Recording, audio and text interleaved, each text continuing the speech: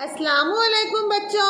वालेकुम अस्सलाम टीचर। बच्चों, आज हम एक सरगर्मी करने वाले हैं। जी हाँ टीचर। जिसमें मैं आपको अधूरे जुमले कहूँगी और आप उन जुमलों को मुकम्मल करोगे। जी हाँ टीचर। तो चलो नसरीन, तुम बताओ, आज बारिश हो रही है। तो मैं छाता लेकर जाऊंगी।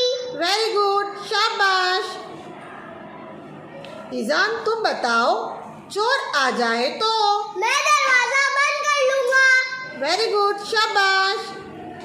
अलीना, तुम बताओ, आज जोया ने टिफिन नहीं लाई। तो मैं जोया को अपना टिफिन खिलाऊंगी। Very good. आज हम बाग में जाएंगे। बहुत खेलेंगे। शाबाश।